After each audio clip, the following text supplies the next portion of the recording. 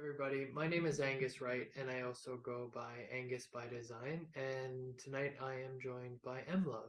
Mluv, do you mind giving us an introduction of yourself?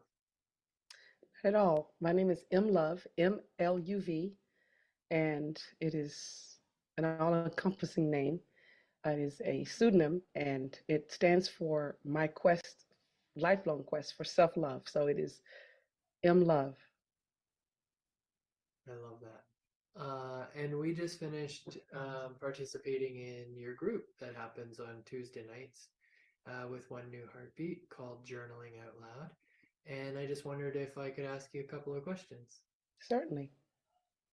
So what does the term journal out loud mean to you?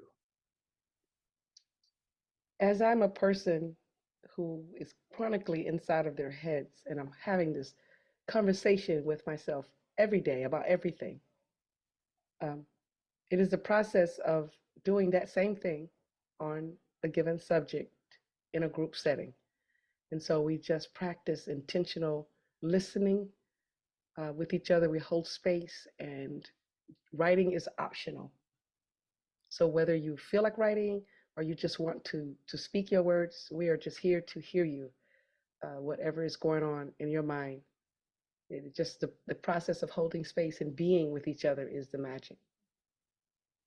Nice. I love that. For me, one of the things that really drew me and made me feel welcome in the beginning was that I was using Journal Out Loud um, because my social media at the time was really under attack, and so I felt as though I was defending the things that I was posting and saying because they were just my expressions, and I treat my social media like it's an extension or a journal, because I like to document my life through photo, video, in writing, um, because it contributes to my wellness. So I've always loved that connection and that thought, because for me, it's journaling out loud is just a draft. It's not a final answer. It's not like, you know, okay, let's put the sign, seal, and deliver it. It's just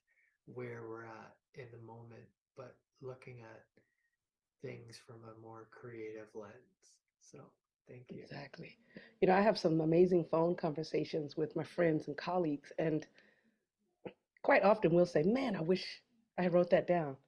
Or, you know, or as an artist, I'm always thinking, "Oh, wow, that's a beautiful piece," or that I love that line. Mm. Journaling out loud is an opportunity, as I said, to do that in a group setting where your thoughts are honored. And it was born out of a conversation. I really didn't realize that the phrase journaling out loud is an actual thing. People use it. It came out in a conversation with myself and Waynette, who's founder of One New Heartbeat. And sometimes she'll just say, I just want to journal out loud with you. And she'll just talk about something. And it's a signal that I'm not looking for advice. You don't have to say anything. I just need someone to listen. And so I just said one day, we ought to do that. We ought to do a group called Journaling Out Loud where we just listen and speak on a topic and listen to each other and practice the art of holding space. And so I was given that amazing opportunity, and it is now my favorite time of the week to journal out loud. Me too, for sure. And that was actually rolling into my second question, which, on Tuesdays, participants of the group, um, and people in the community of One New Heartbeat, basically we're all invited into that process, right? Where we get to experience journaling out loud. Um, what would you say people can expect from a group if it's their first time?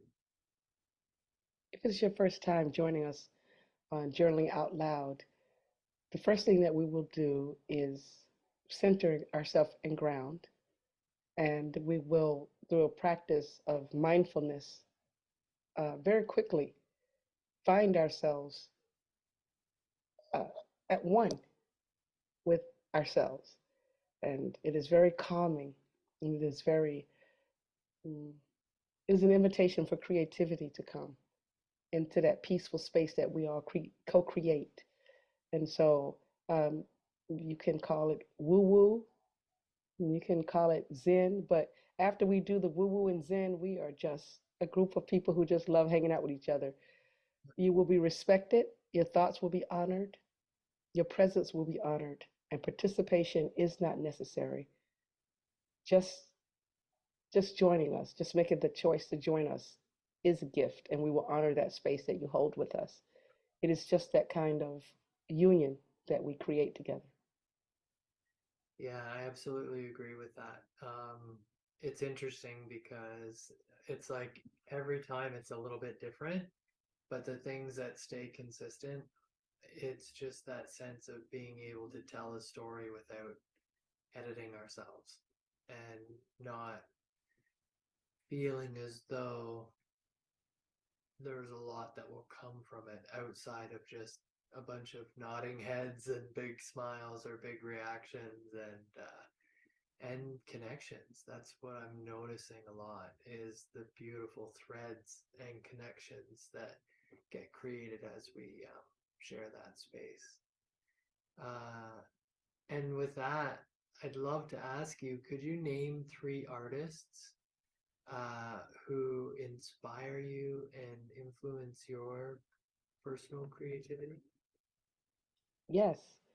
Firstly, the person who I believe woke me up uh, to be the person that I am today back when I was 11 years old was writer Maya Angelou, simply because I'd never read words from a black female before. I'd never read someone be honest, and I could feel the honesty in her words. And then after her, later in life was James Baldwin, uh, an African American great speaker and writer. Um, his words, the way he uses words, inspired me, and the way he speaks inspired me. And I tried to pattern myself after that cadence and that authority that he has in his voice. And as a black man in the early 20th century in Harlem, New York, I'm just impressed by what he was able to accomplish. And then lastly, Zora Neale Hurston, another African American female author. She was the literary giant in the early 19th, end of the 19th century, late 19th century. Um, she possibly, if today, if we use labels, would possibly identify on the mental health spectrum of bipolarism or something like that. The genius. If it wasn't for her, we wouldn't have known or heard the voice of the last recorded person who was enslaved in the U.S. She found him and she recorded him. Mm. She retained the tongue of the Southerner in Florida, and I'm a Southerner, and we have a cadence in Middle Georgia. There's a way we speak, and she recorded that.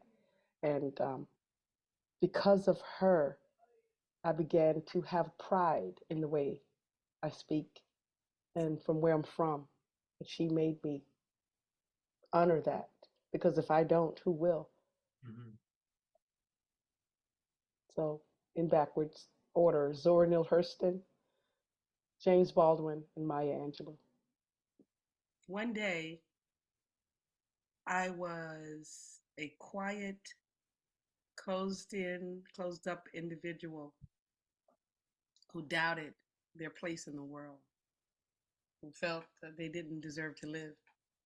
And then time passed, and then I was a young woman who doubted her place in the world and never felt a part of anything, although she was a part of it all. And today,